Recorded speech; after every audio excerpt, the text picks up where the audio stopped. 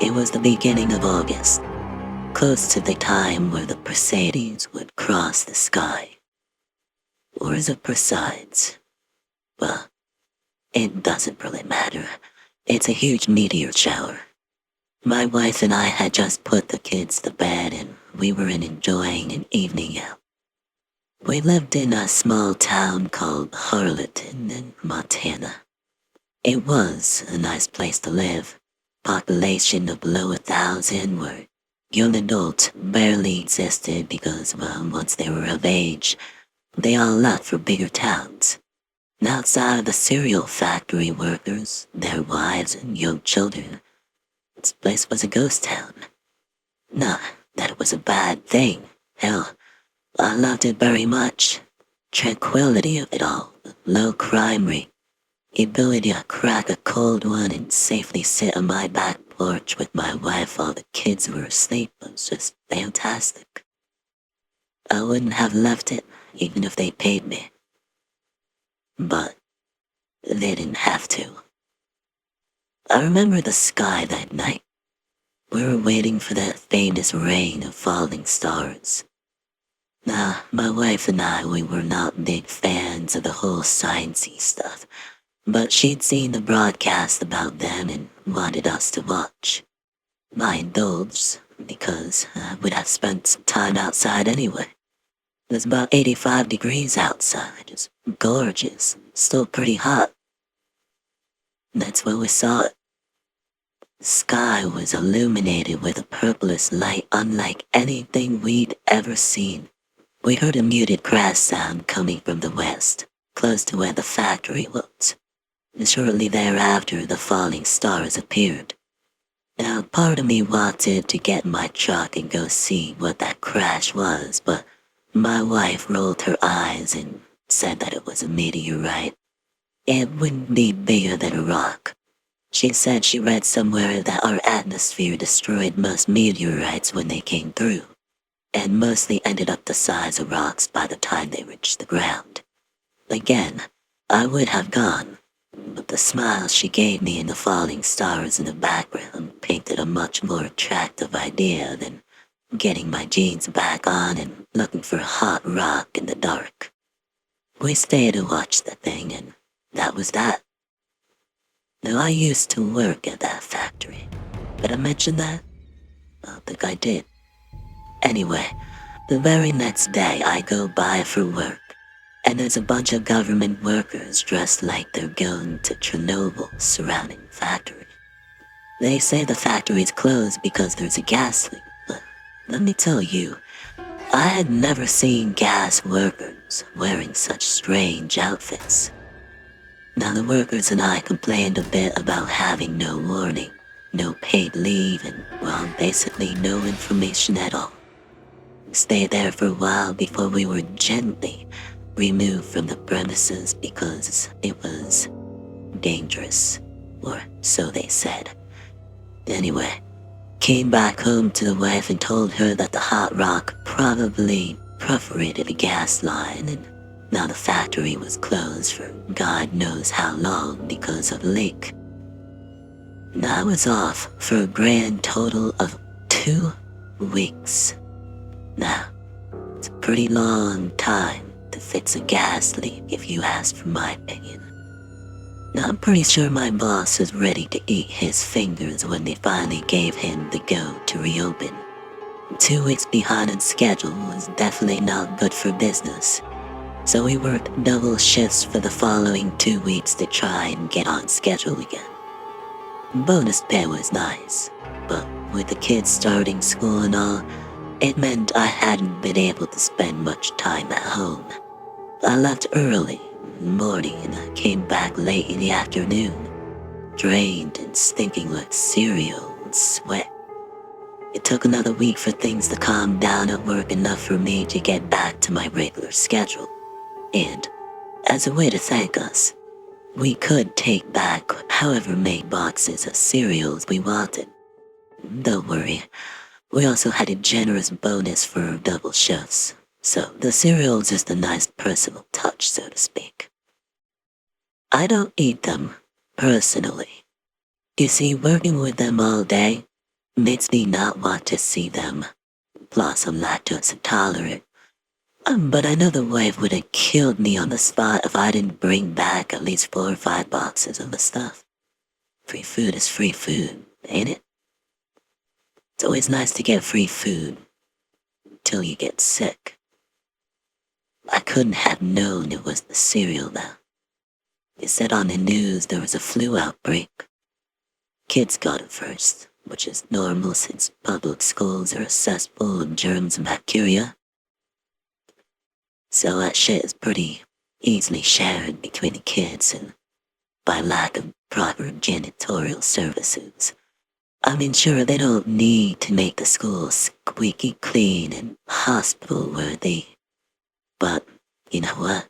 A mop and a cleaning of some door handles here and there wouldn't hurt a bit. Whatever, I'm getting off track here. The kids got pulled out of school, and they stayed home. Hell, they liked it. Well, at first, they weren't too sick. Just some bouts of fever, some belly cramps, and a reduced appetite. Nothing too alarming, and my wife was home to monitor them.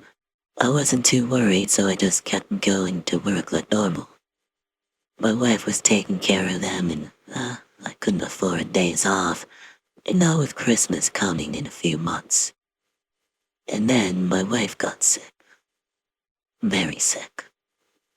The kids were battling their occasional bouts of fever, but my wife found it hard to get out of bed. She said that she could do it and that I couldn't stop working. But I didn't feel right doing that. But I went into work anyway, and I found out that some of my coworkers were experiencing the same thing. And worst of all, a lot of my coworkers were absent. The company was dealing, but I was offered to take on more shifts since I was healthy, and a lot of workers were away due to that flu outbreak. 2 weeks later, I had to take a break.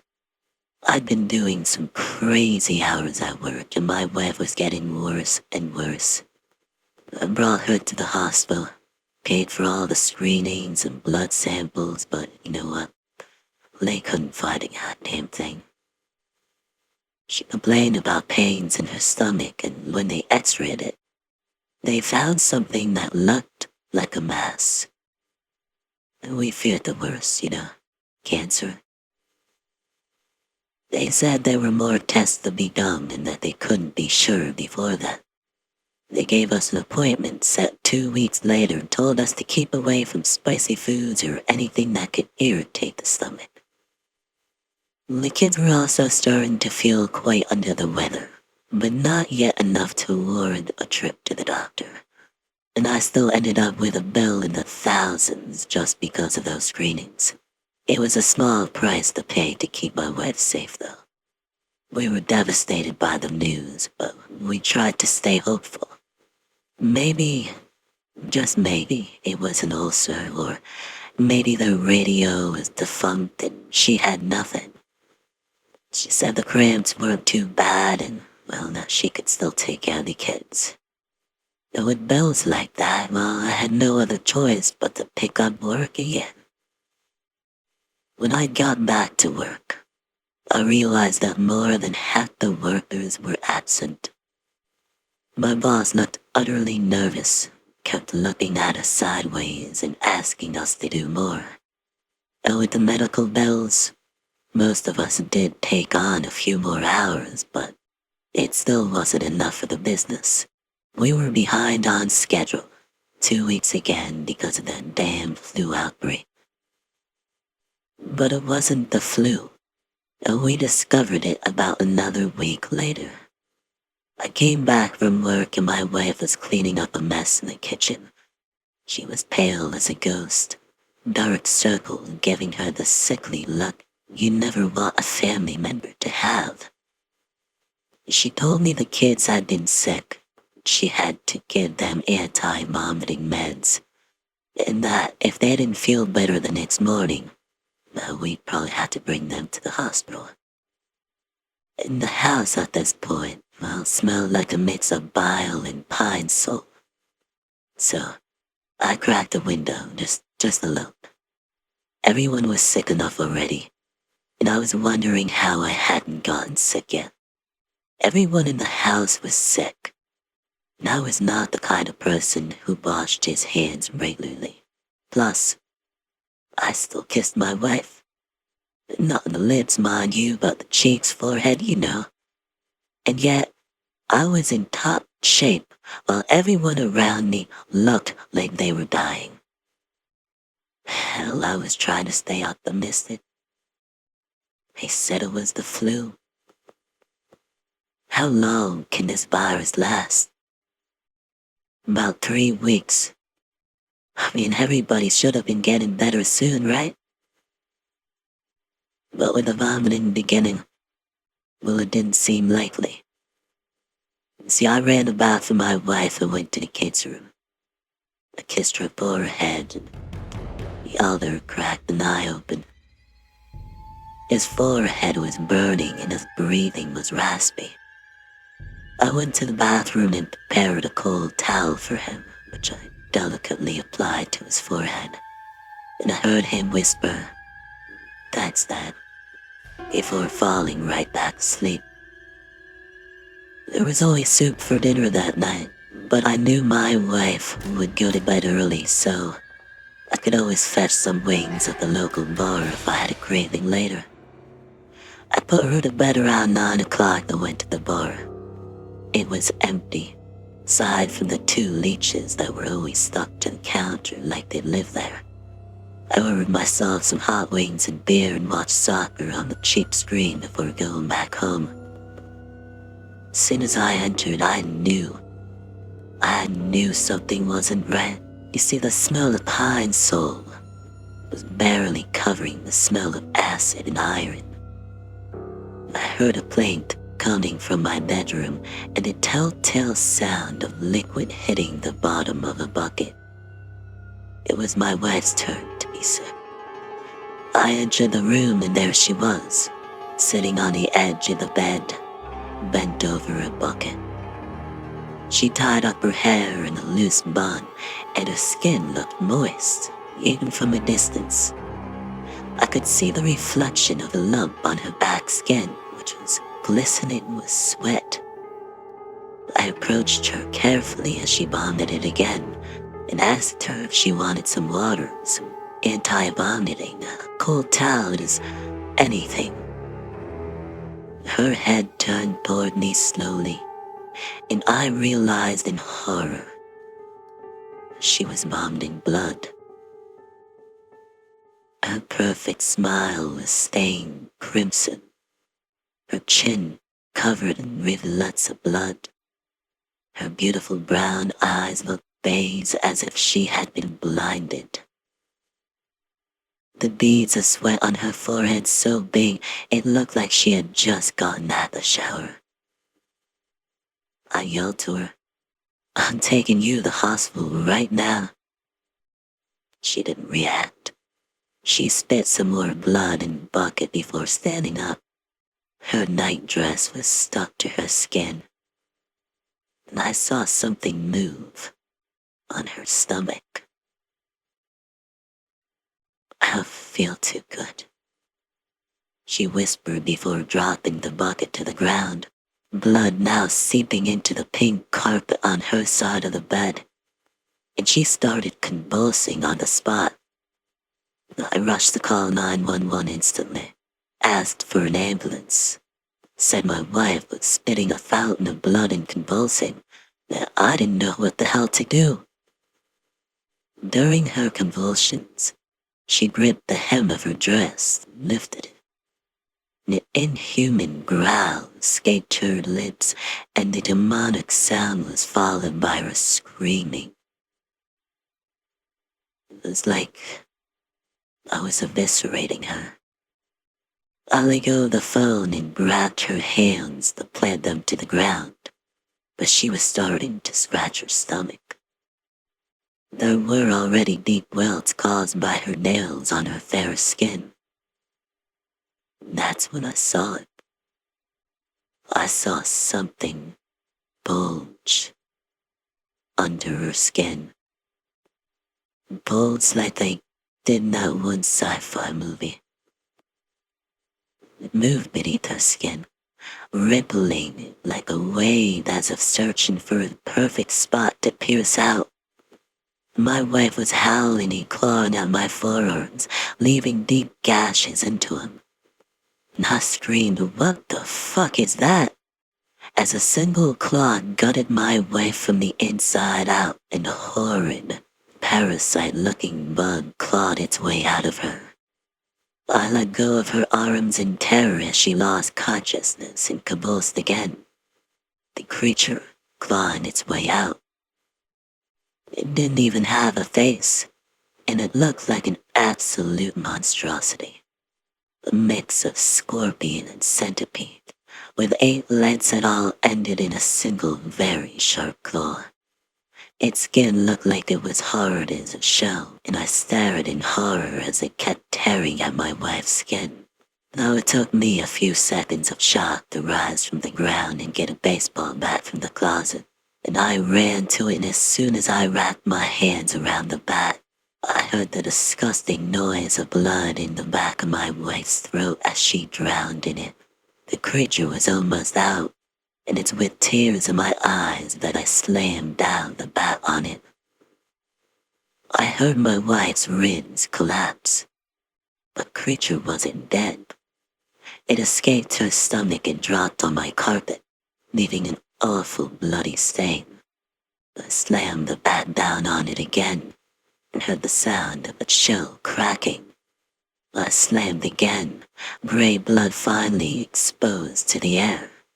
The creature released a shrill noise that turned my blood to ice, and it died there.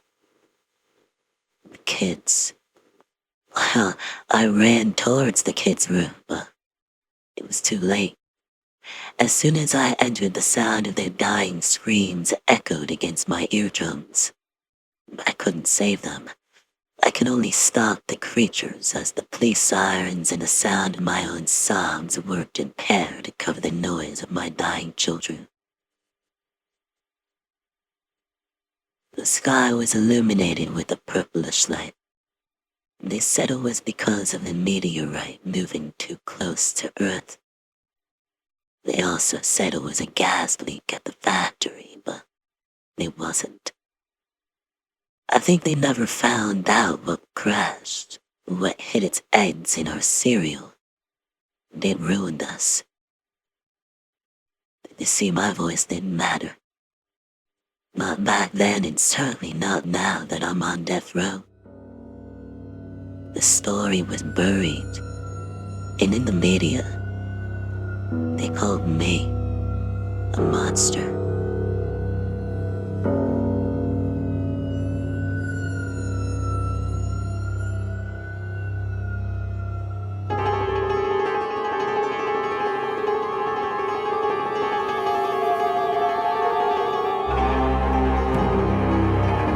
Aw, come on, Pete. Don't tell me you're afraid of camping in the woods. I told you, I found a place. But I was afraid. Was very afraid. I couldn't explain why, but my guts were telling me not to go there. That something terrible would be happening.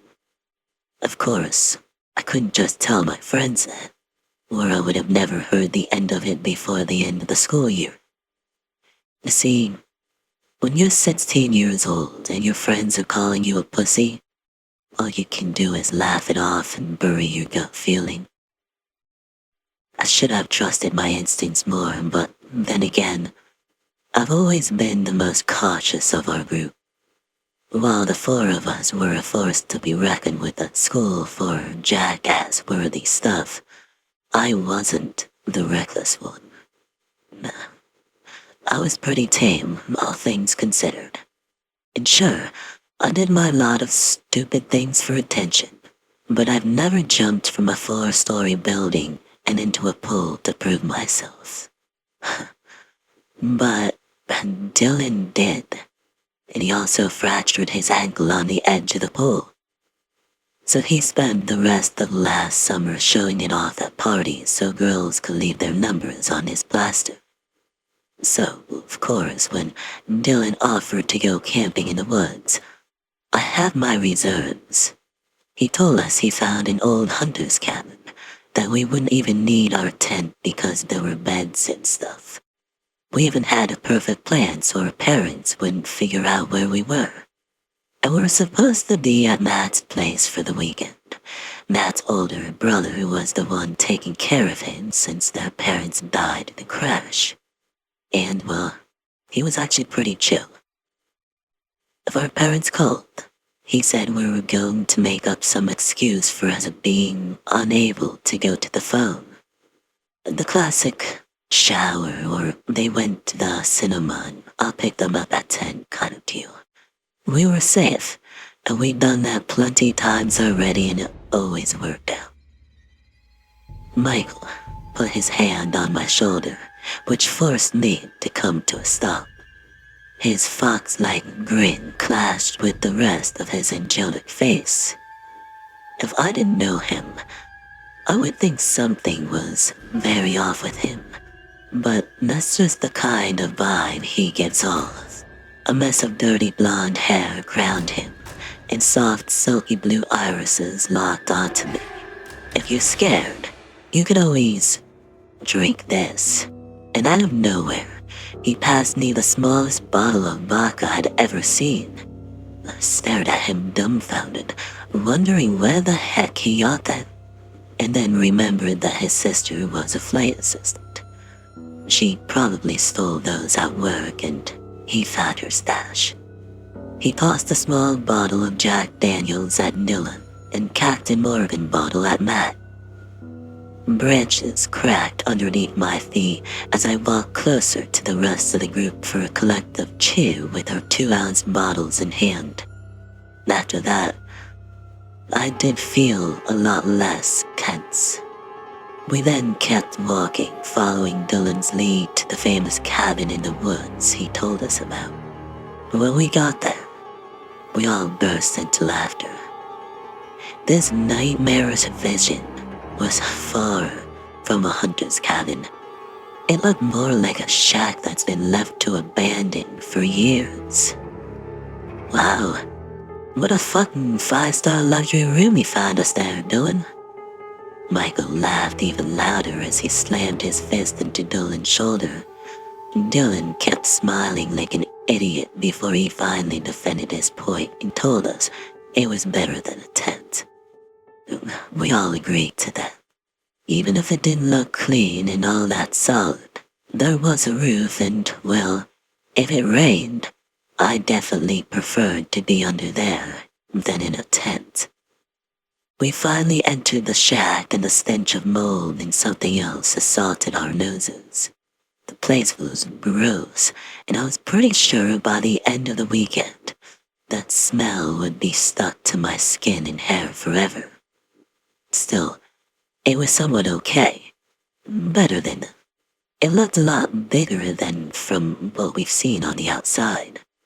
I even thought my eyes were playing tricks on me. Dylan smiled. Isn't this cool?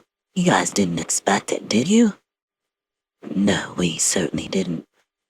I'm not extra at math, but I'd say the inside of this place looks at least 3 times the size of the shack we saw on the outside. Just for good measure, I went out again to stare at the shack and then back in. It was like we opened a portal to another dimension. It just wasn't possible. However, the inside was just as run down as the outside. Everything was covered in dirt and dust, and there was even rust on the walls. I didn't even think it was possible for a wall to rust, but apparently it does. Or maybe it's all blood. The color seemed a bit too orange to be blood, but what did I know about blood, really?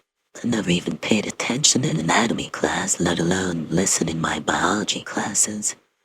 Anyway, once we were all in, we started walking toward the back, hoping to find the rooms quickly. Oh shit, The breaking noise that followed us had us all spinning around to see that Matt's legs had passed through the floor and he was clinging to the edge stupidly. Within a minute, we were on him, lifting him up. After making sure he wasn't hurt, we teased him about his tire and he told us to shut the fuck up. Matt was a little rounder than the lot of us, but he told us it was because of his medicine. Matt's epileptic, and while we didn't believe in the correlation of his belly and his medicine when he told us to shut up, we did laugh quite a bit harder.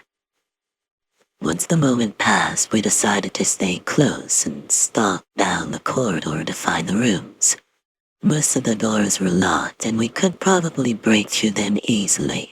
But we decided against it when we finally found one large enough for all of us to put our sleeping bags on the floor. The smell of dust was still strong in the air, but at least that metallic rusted scent from earlier wasn't as strong here. Dylan got a camera out of his backpack and told us he wanted to film something for YouTube here. Maybe they could pretend this place was haunted and stuff. He turned the camera on and presented himself, then us, and made a pretty professional presentation of the place. We all knew about Dylan's YouTube channel, but it's not like he was popular. He had maybe 60 followers, and that's because of the video of him breaking his ankle.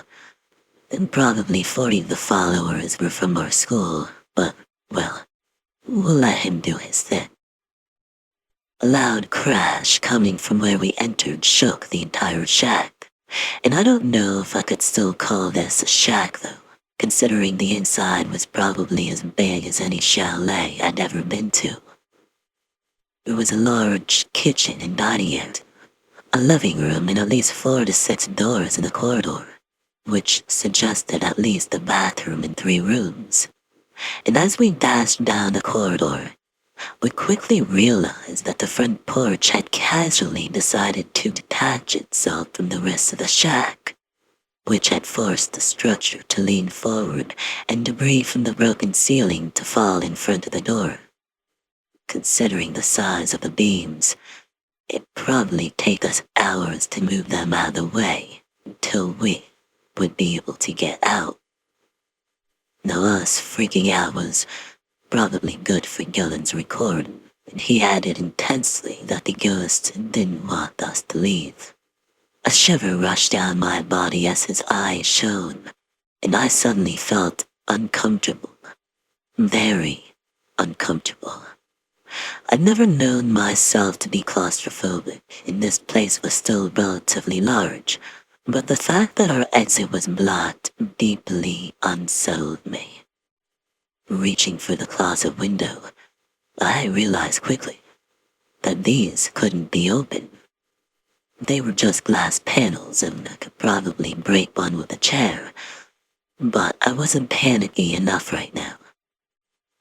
Hey, let's check the other rooms. Dylan pointed the camera at me and I shoved my hand at it. He told me I was pale as a ghost and just needed to chill. Stalking down the corridor again, we reached to the first locked door. Dylan passed the camera to Matt before saying a little, "Check this out," and attempting a Hollywood-worthy stunt of breaking through the door with just a kick. When he fell back on his ass, he was quick to tell us this would be cut from the video. We still got a good laugh at him though.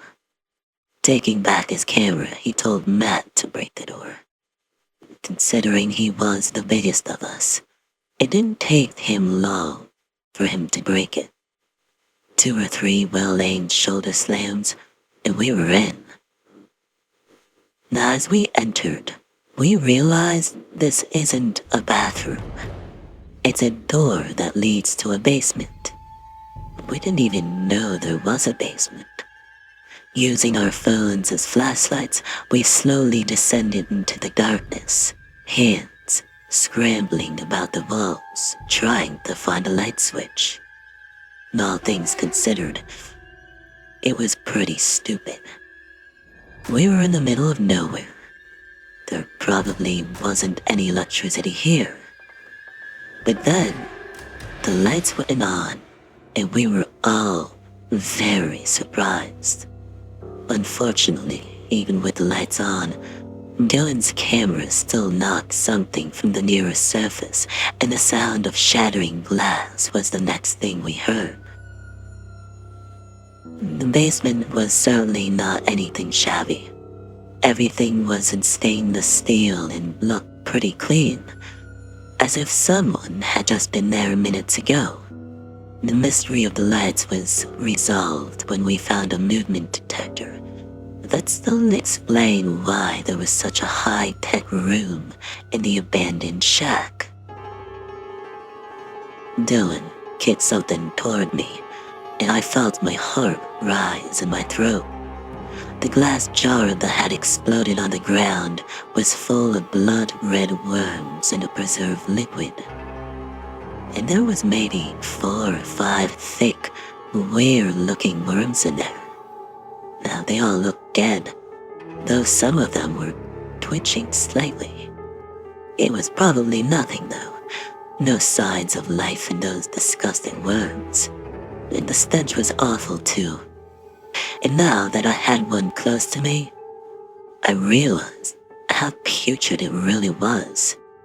It smelled like nothing I ever smelled before, like rot and metal. I really didn't want to think about it, but it's the kind of smell I would easily associate with the decomposition of human flesh. I don't know why I thought zombies when I smelled it. Dylan flashed his camera at the worms and kept filming the strange high-tech lab before Matt said he was bored and wanted to see the rest of the rooms. We all agreed to leave the basement, but we also knew we'd stumble upon something we probably shouldn't have. Breaking the other doors was simple enough, but we were disappointed to find out that behind them was nothing like what we found in the basement. Just a bathroom, a sort of library, and another room with foam mattresses. We got back to our room of choice, and Michael opened his backpack, only to reveal a lot more of those tiny bottles. Matt was responsible for the food, so he brought us pizza wrapped in plastic wrap, and a few cans of Dr. Pepper. Cold pizza isn't the best, but when you mix it with shots and Dr. Pepper, well, it's actually pretty okay for a meal. Before we knew it, we were all drunk and having fun, completely forgetting about the can of worms we opened in the basement. And even less longer after that, we were all making our beds. I was lucky enough to win the actual bed, so I laid out my sleeping bag on top of the foam mattress and prepared for sleep as my less likely friends prepared theirs on the floor around the room. Matt was the first one to fall asleep, his snoring loud enough to keep us awake another 20 minutes, just long enough so that we could laugh at him and throw stuff in his general direction. However, once Matt was asleep, there was no waking him up. He was the first out, but he'd also be the last up, as usual.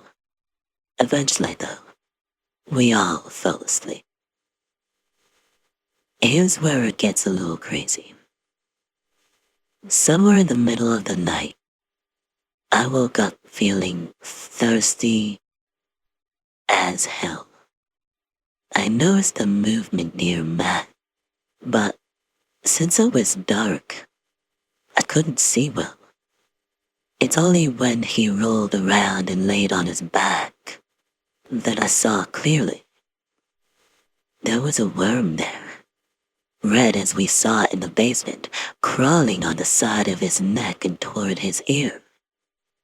I stared at it in disgust but couldn't find myself to react.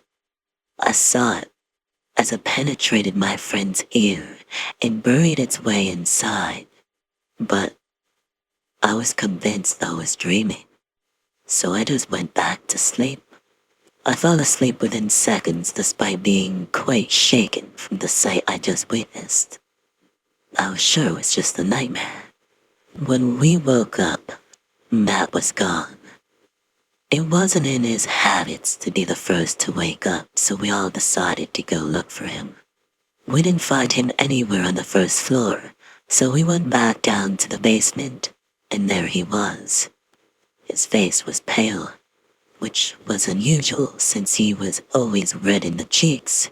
His eyes looked darker too, and the dark circles digging under his eyes were telltales of his lack of sleep that night. Sweat had his curly brown hair stuck to his forehead, and when we finally managed to tear our gaze away from his grayish face, it was only to notice that he was holding 2 of these worms in his hands. The soulless gaze peered at us emotionally as he parted his lips and brought a worm up to his mouth. It crawled into his mouth, and I couldn't hold back. I instinctively put my hand in front of my mouth, but it was too late. The alcohol and cold pizza were making their way back up, no matter what I did. Now Dylan and Michael were rooted on their spot, completely frozen, unable to say anything. And Matt brought the second worm to his lips, and Dylan finally reacted. He dashed towards Matt and slapped his hands, making the worm fall down to the ground. I don't know if he knew what the hell was going on, but he stomped down on the worm, which emitted a loud, shrill noise as it was crushed under Dylan's foot. Dylan screamed at me, asking him what the hell is wrong with him. But he didn't receive an answer. Matt's eyes started to bleed and were fixed on Dylan, and he reached for Dylan's throat and he started to squeeze. Michael and I both tried to pry his hands away from Dylan's neck, but he was too strong, too stiff, and his grip was unrelenting. I picked up the glass shard from the ground, and I stabbed Matt in the shoulder, but he didn't even budge. Dylan was purple in the face and drool dribbled down his chin. I saw him as he passed out and his life escaped him. Matt didn't even move, didn't even stare at me or Michael. It's Michael who put his hand on my shoulders and screamed that we needed to get the hell out of there right now.